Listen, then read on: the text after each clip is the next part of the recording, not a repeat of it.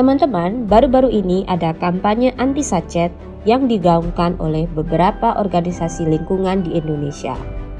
Persoalan sachet ini cukup serius teman-teman, bahkan disadur dari pernyataan Ikatan Pemulung Indonesia atau IPI, sampah sachet akan tak terbendung di tahun 2027 jika tren saat ini terus berjalan.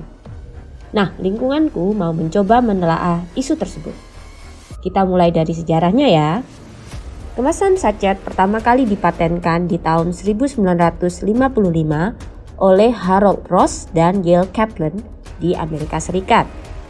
Mereka berdua bereksperimen dengan ide bahwa bahan-bahan makanan seperti kecap dan saus bisa dikemas kecil-kecil untuk sekali makan.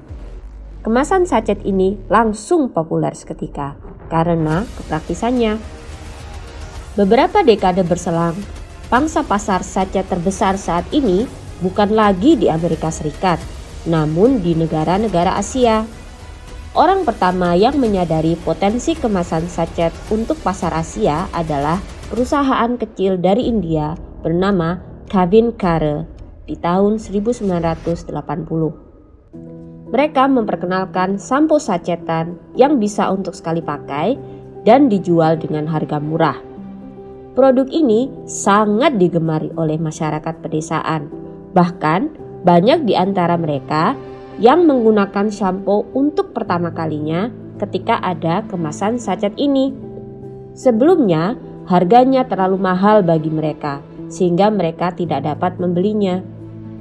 Cerita sukses sampo sachetan sekali pakai ini segera diikuti oleh perusahaan-perusahaan lain. Mereka mulai membuat sachetan untuk berbagai produk seperti garam, bedak, pasta gigi, sabun, salep, dan kecap saus. Dari sejarah singkat ini, kita bisa menyimpulkan kenapa kemasan sachet sangat populer dan keberadaannya sangat membantu masyarakat dari ekonomi menengah ke bawah. Daya beli masyarakat adalah kata kuncinya. Jika produk-produk tersebut dijual dengan full size, maka mereka tidak mampu membelinya. Masyarakat yang mendapatkan penghasilan dari sektor non-formal mendapatkan uang secara harian atau mingguan, sehingga mereka hanya mampu membeli produk kemasan yang kecil-kecil untuk sekali pakai. Karena kebutuhan lainnya juga perlu diprioritaskan dengan penghasilan yang terbatas tersebut.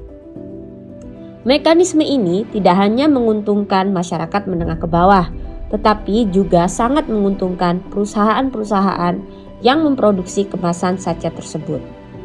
Dalam buku The Fortune at the Bottom of the Pyramid disebutkan bahwa perusahaan consumer goods bisa mendapatkan 13 triliun dolar per tahunnya dengan menjual produk sachetan kepada setengah penduduk dunia yang berpendapatan kurang dari $2 per hari.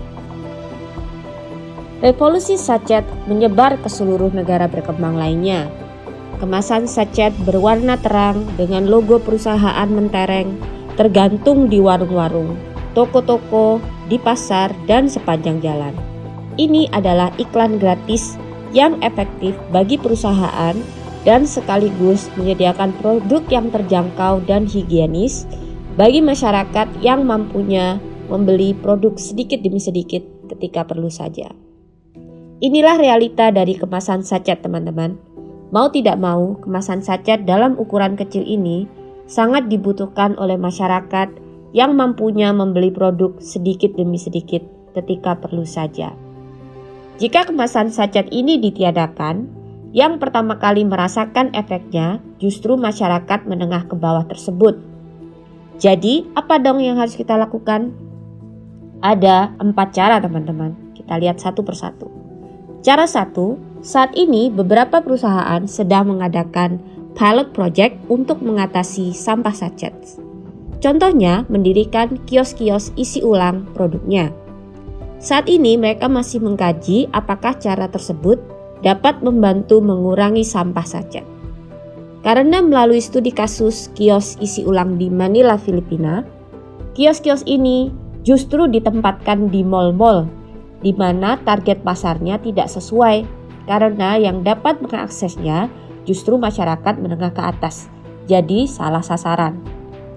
Selain itu, untuk dapat mengisi ulangnya, masyarakat harus memberi kemasan full size-nya dulu di awal, dan ini juga menghambat masyarakat yang tidak mampu membeli kemasan full size tersebut. Jika kita melakukan cara ini, penempatan kios isi ulangnya harus strategis yang dapat menjangkau sasaran yang tepat. Cara kedua, sekarang sedang dilakukan pilot project juga di mana perusahaan-perusahaan besar berusaha mendaur ulang kemasan sachet. Selama ini para pemulung meninggalkan kemasan sachet begitu saja karena tidak memiliki nilai ekonomi. Jika perusahaan-perusahaan tersebut memutuskan untuk memberi nilai ekonomi terhadap kemasan sachet, maka para pemulung dan pemilah sampah dari rumah tangga hingga pengepul pada umumnya juga akan menyesuaikan.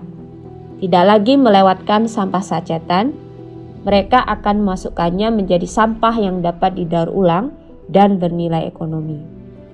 Cara ketiga, ada startup dari Indonesia bernama Evoware yang memproduksi kemasan sachet dari rumput laut yang bisa mengurai, berbeda dengan plastik biasanya. Walau belum ada studi yang menunjukkan bahwa kemasan sachet dari rumput laut ini bisa di scale up atau diproduksi dalam jumlah besar dengan harga yang ekonomis, namun usaha ini patut kita apresiasi teman-teman. Cara keempat, dengan sizing up atau menaikkan ukuran minimal secara bertahap.